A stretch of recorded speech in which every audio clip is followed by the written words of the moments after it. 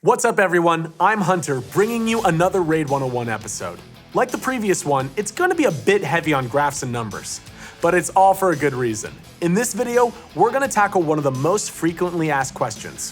Why don't my debuffs land? At the core of this question, there are two separate processes going on that people need to know about. First, there's the chance of the skill actually activating the debuff, and then there's the second part, accuracy versus resistance, and the chance of the debuff actually landing on the enemy. Both of these processes happen in separate stages. To answer this question properly, we'll need to break down both of these in detail and cover the whole process of actually applying a debuff on an enemy, hopefully without this turning into a calculus class. First up, activating the debuff. This part is super simple. It's just the chance that's written in the skill description. Let's take Aethiel for example. Without any skill upgrades, her first attack, Strike Down, has a 75% chance of applying a weakened debuff on the last hit. Now, that's actually not the chance the enemy receiving a weakened debuff. This is the chance of the skill actually attempting to apply a debuff. You might see this on the forums being referred to as the proc chance or chance to proc. Think of it like a chance to cast the debuff. So in Aethiel's example, she has a 75% chance, a 3 in 4 chance, or 3 to 1 odds of casting a weakened debuff on the last hit. That's the raw percentage chance, but as we covered in the previous video, there's another piece to the puzzle too, hit type. If a skill lands as a weak hit, which is a common occurrence when attacking champions while at an affinity disadvantage, then the debuff will not activate or be cast unless stated in the skill description. And it doesn't matter what your accuracy or resistance stats are if you get a weak hit and the debuff doesn't activate in the first place. Anyway, let's assume we've passed that test and our attack lands as a strong hit. Then the raw percentage chance applies. But then what? Once the debuff has been cast and it's out there in the ether, then what happens?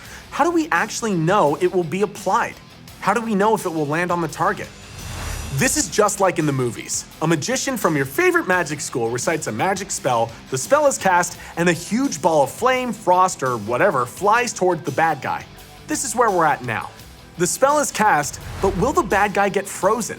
That comes down to the power of his magic versus the power of the good guys. Or in our game, our accuracy versus their resistance. Before we move forward, it's important to clear up this common misconception. Accuracy and resistance are not percentages. It's not like crit rate, where the percentage in a vacuum dictates the chance of a skill critting.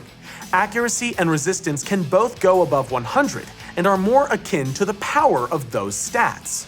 So let's say we've cast a debuff, stage 1 is passed, and now we want to know whether the debuff will actually land on the enemy.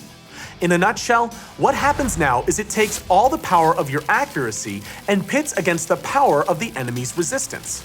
They clash together, and each point of accuracy and resistance cancel each other out. What we're left with is either an accuracy or resistance surplus. We then take the number and translate it into the actual chance of landing a debuff.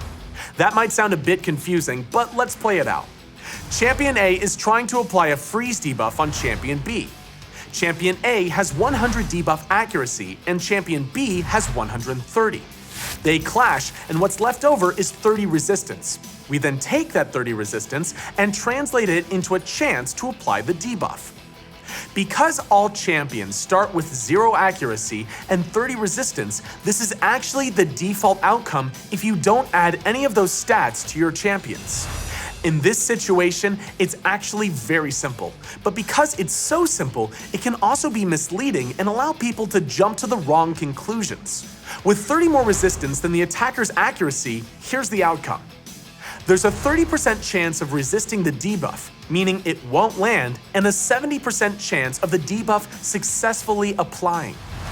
With more resistance than accuracy, that might sound counterintuitive, but hear me out. As with a lot of things in Raid, the initiator has a default advantage, so even with 30 more resistance, there's still a higher chance to apply the debuff than there is to resist it. And here's the part people get confused over.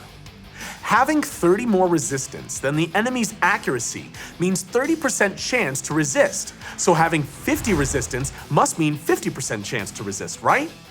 Not exactly. Going off the first example, you might assume that a single point of debuff resistance equals 1%, but that's not how it works. Take a look at the graph. If that were true, eventually we'd be able to hit absolute values, 100% chance to apply or 100% chance to resist. At that point, it's basically game over, and the debuffs don't matter. It'd just be a long, drawn-out game of slowly grinding down the enemies. If that's how it worked, we'd end up with a line like this. We always want players to have a chance to either land or resist debuffs, so we actually take those first numbers from your accuracy versus their resistance and plot them on a curve. As you can see, it never quite touches the 0% line on the bottom or the 100% line at the top. Which means, like with stacking defense on champions, beyond a certain point, having an even greater accuracy or resistance excess over your opponent becomes less efficient, and you start to get diminishing returns for your investment. And because it never hits 100, that even when the difference between the champion's accuracy and their target's resistance is overwhelmingly large, there's still a tiny chance that the target will be able to resist.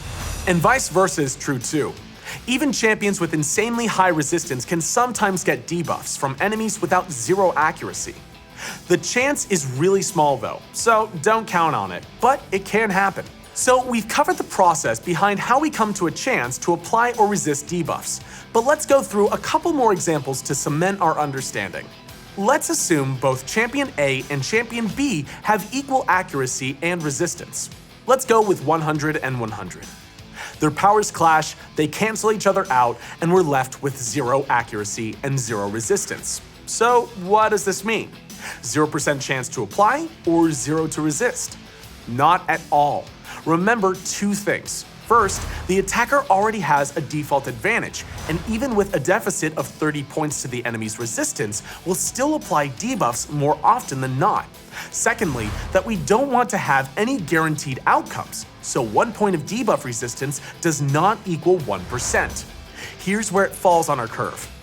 If both champion stats cancel each other out, there's a huge advantage to the attacker, around 92% chance to apply a debuff. But it still doesn't reach 100% and still isn't guaranteed.